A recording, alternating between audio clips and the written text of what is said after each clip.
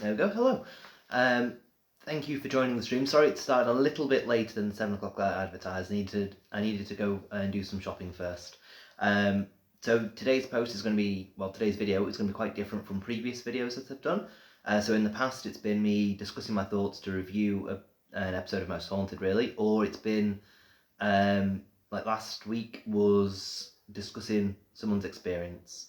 So this week, in a way, is discussing an experience. There isn't an experience I will discuss, but it's also going to be me discussing the YouTuber known as Beardo.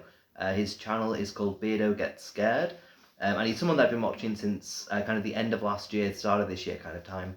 And he's someone who I think is very important to the paranormal space, and so I've decided to do a post about him and to basically just document the fact, with him working in the paranormal space and doing what he does.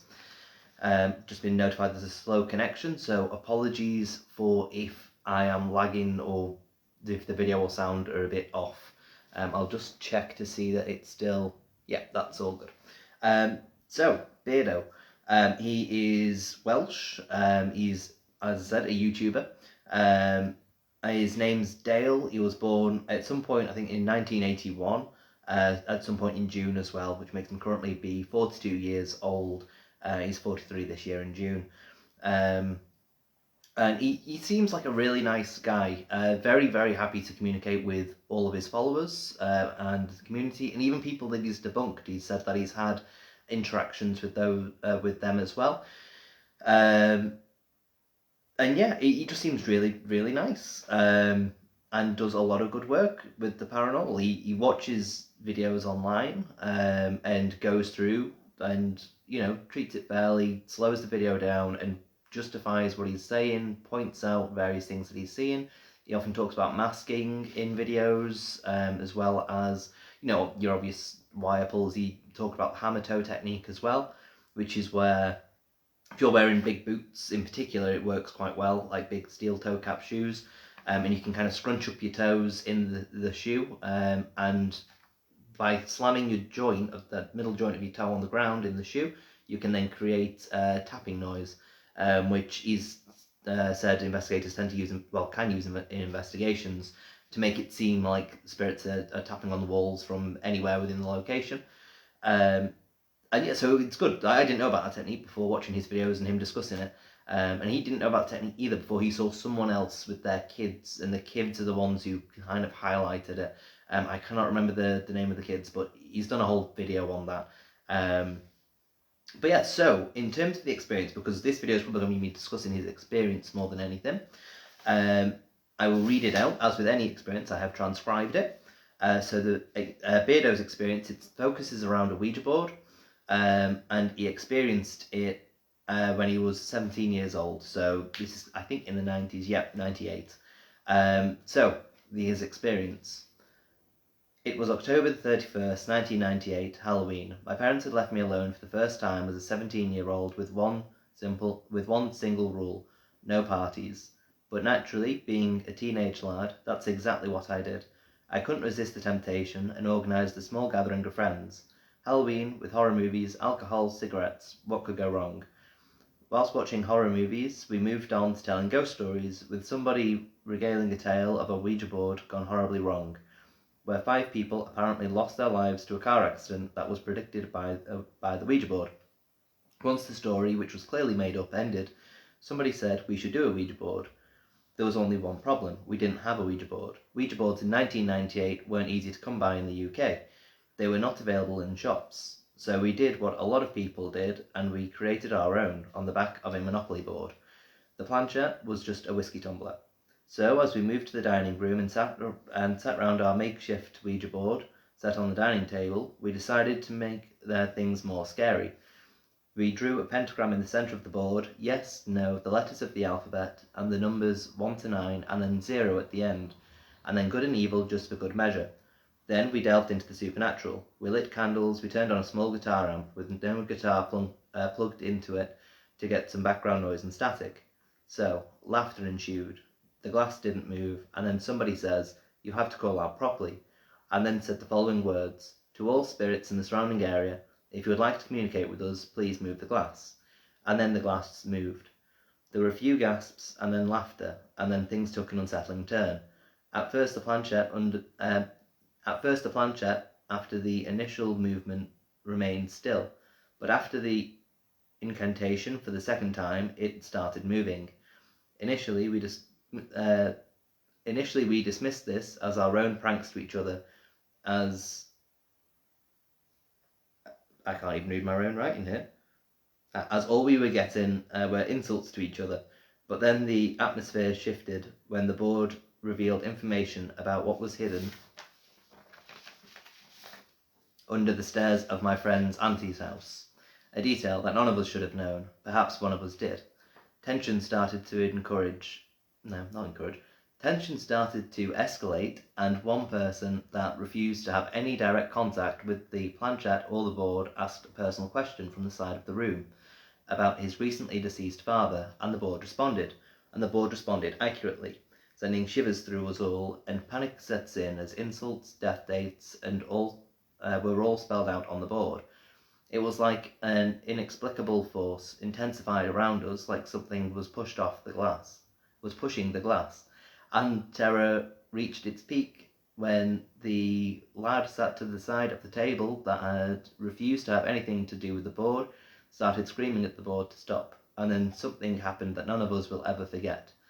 There was the sound of a flick on the side of the glass seemingly spun from under our fingers, flipping up the right way with force, shot across the room, heading towards the teenager screaming at it, and then burst in midair. Glass showered all over the room. We all ran, terrified.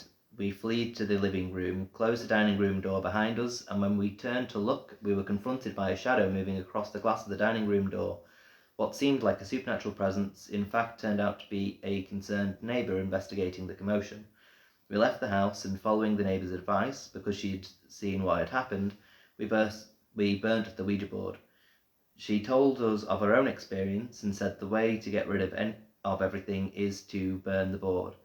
We cleaned up the shattered glass, we set fire to the Ouija board in the garden, and then threw it over the wall into some waste ground.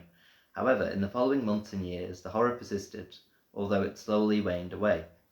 Strange occurrences haunted us. Even the skeptic among us, who found the entire thing funny on the night, began experiencing odd shadows and movements at home, and the anticipated death day spelled out by the Ouija board approached. Then nothing happened.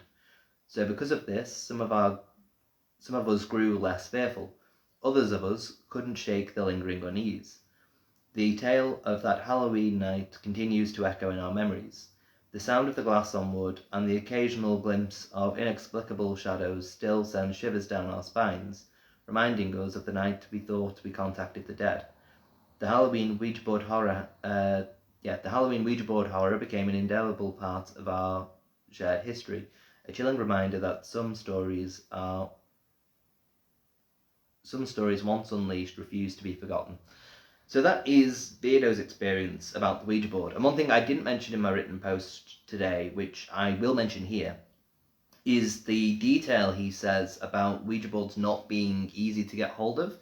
I remember when I was younger, I don't know if there are actual laws around Ouija boards, but Alton Towers is a place I love visiting, and there was a ride there built in the 90s, which was a haunted house.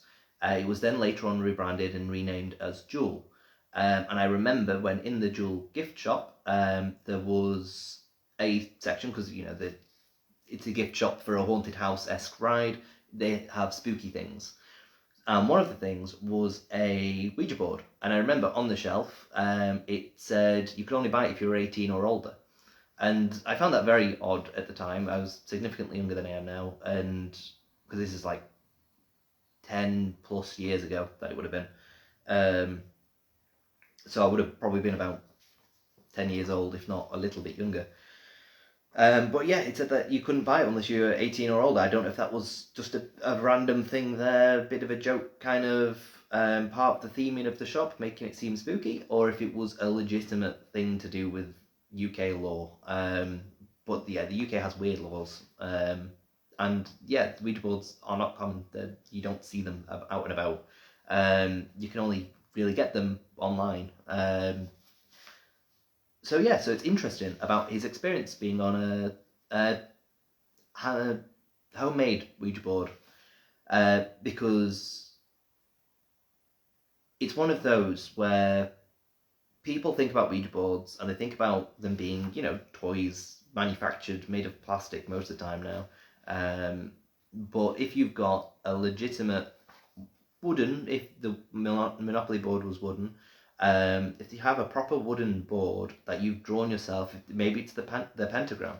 But the fact Beardo is a skeptic about these things, and he's said to experience this, um, it's very interesting, and makes you wonder, what is it about Ouija board? Because I, last October, 17 days in a row, was using a Ouija board each night for an hour, calling out to all sorts of things, and I did not get anything significant happen. Um, but then here's Beardo when he's younger, had a party with some friends, and has made his own Ouija board, and everything kind of kicked off a bit. And even now, he's scared of Zozo to an extent. Someone in his chat the other day was saying, "Oh, why don't you call it to Zozo?" Because he wants to do some experiments with the Ouija board, to try and, in a way, debunk it, see if there is anything to it, to see if his memories of that night are true or not. And someone was like, "Oh, why don't you call it to Zozo?" And he was like, "I'm not calling out to Zozo. Why would I call it to... I'm not doing that on the board." And this is a guy who has said that he would lick the Annabelle doll that is in the Warrens Museum. He said that if he gets in that museum, he's going to go up to that Annabelle doll and he's going to lick it, just to see if it kills him, because that's what the stories are. So for him to have experienced something, because I'm assuming the fear is rooted in this experience of his, it makes it all very interesting. And it makes you question, if he did experience that, what was it that caused the activity for him? Is it the pentagram? Is it the fact it's homemade? Is it the fact that it is potentially on an actual wooden board? I'm not convinced that mine is wooden. If it is, it's very kind of glazed over. But yeah, that was an interesting experience that he shared, and I thought it's best to just talk about it. And I think that the experience is probably, because he says about alcohol, he says about cigarettes. I think that something potentially happened. Maybe one of his friends was messing with him, and that kind of heightened all of their experiences. So if you were an onlooker like the neighbour, they probably wouldn't have seen it to the extent that he remembers experiencing it. You never know. Maybe someone accidentally hit the glass off the thing because they were getting freaked out by it. But he doesn't remember because everyone was, cigarettes and alcohol. So that's my thoughts on that. There's not really a lot to discuss there. It's a very interesting experience, and I like that he acknowledges that the shadow they saw was the neighbour, because a lot of people with that experience could have just kept it as, "Oh no, it was a demon," and he doesn't say demon in it either. He just says, "This is what happened." He doesn't make conclusions or anything like that. He just says, "This is my experience. Make of it what you will." Which is good. That's how experiences should be told. You shouldn't ever jump to, "Oh, it was a demonic thing," or anything like that. So that's very good. So Beardo himself, wants to talk a little bit more about him. Because like I say, he seems like a nice guy, and I want to try and back myself up with that. One thing that he's done, which I think is worth talking about, is the Christmas stream that he did. He did a Christmas stream, which was called No One Alone for Christmas, and he and a bunch of other YouTubers had this kind of chain of streams. So Beardo started it off, as far as I'm aware, and he streamed for an hour, and then Three Spies Paranormal streamed after him for an hour, and then someone else streamed after them for an hour, and they covered as much of the day as they could, so that anyone who was part of their communities that would be alone for Christmas then could join those streams and have a chat and not be alone, and they could just bounce from stream to stream and just have a chat with everyone. So that was a really good thing that he did. I know he likes to... There was a fly. I thought it was a spider on my paper then. I know he likes to kind of portray himself as, in a way, big mean Beardo, wanting to out everyone as being fake and as someone to be scared of for that and whatnot. But he's not. He's not a scary person at all, as far as I can tell. But yeah, so that Christmas dream was really good. I don't know if I started watching him before the Christmas stream. I've been frequently watching him since Christmas. So yeah, and he's debunked a lot of people. Really Haunted, Twin Paranormal, Most Haunted, Tarps, Laney Ben, Mindseed TV. They're some of the ones that he's debunked. His first video was a gaming one. He does a lot of gaming. He also games on Twitch. The first uploaded video that you can see on YouTube of his, it was on the 17th of August 2021. So he's a fairly new YouTuber, really, which is, you know, he's currently on 30.5 thousand subscribers with 397 videos, which I think that's a great achievement. And he says that he's the biggest debunker on YouTube, kind of thing. So if that is true, that's very impressive. His first live video was the 14th of March 2023, which currently stands on 1,880 views, which again, very impressive for, because he's recently gone full time with it. So given he's only really been doing it, putting his all into it, I would say for a year. I mean, he has been doing it a little bit longer, but he's really been ramping up the content. And for the lives to have only existed for the last year or so, and he's streaming 3 times a week. He's streaming literally right now as I'm doing this live, because he streams on Tuesdays, Fridays, and Sundays. Usually the Tuesday and Friday ones are titled Tuesday Hangout or Friday Hangout, and then you've got Sunday, which is Sunday Scares. The Sunday Scares one is usually one dedicated to gaming, the other 2 just chatting with anyone who joins in his streams. Yeah, I think that's pretty much it. I mean, he has birthday bans, which is an interesting thing to talk about, which was started by another YouTuber called Parple. And it basically, everyone in his community just wishes him a happy birthday when it's not his birthday, and it kind of drives him up the wall a bit. And so he has this whole video created where he wields Thor's hammer, and then a band stamp thing comes up on the screen. And yeah, and he kind of fake bans people if they say happy birthday to him, which is a funny thing in his community. And it just shows kind of how involved he is with them as well, because he has a nice little back and forth between them and does laugh and joke and things. It's like yesterday I did a post on Facebook tagging him in it, asking him what song he preferred out of 4 song choices. And he replied. I wasn't expecting him to reply, but he did. Like, I've tagged him in a couple of posts and he's liked the posts. I wouldn't expect that from anyone, but he does seem to put in an effort for that. Also, you've got what is pronounced as the Row, which I think is potentially Shrek inspired. Because in Shrek there's a moment, I think it might be Shrek 3, I'm not sure, but there's a kid who kind of pesters Shrek by saying do the roar, and then Shrek does a roar, and for Beardo, that is a dinosaur thing. So he kind of just puts his arms up and then just says roar. It's very strange. I don't know how it came about, but he used to do it manually. Now he doesn't. He's got a pre-recorded video of himself in a full dinosaur costume, which is a picture I've put up on Facebook fairly recently. And yeah, and he does that, and it's just a great thing with, again, interaction with him in his community. It's just really good. I don't agree with him on everything that I've seen him say and things, particularly his stance on technology, although I get where he's coming from because he's recently explained it. So Beardo, as well as being a debunker, also is an investigator. He goes out and investigates certain locations, and he does not particularly like technology being used. So REM-pods, K2s, anything like that, he's like, nope. He prefers kind of old-fashioned, go into a house, calling out, and then just using your senses and seeing what you capture on video afterwards, which is absolutely fine. But he's very critical when he watches investigations of people who use these things, particularly of things like cat balls. But I think that's mainly because of how people go about describing the cat balls.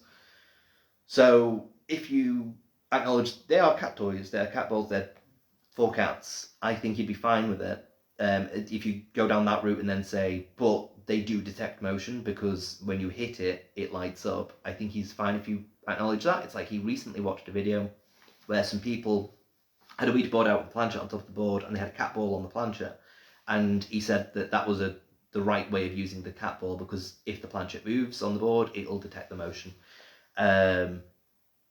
but yeah, he's very, very skeptical of apps in particular, because I think with Spirit Talker, he says you can shake it and that gives out a response.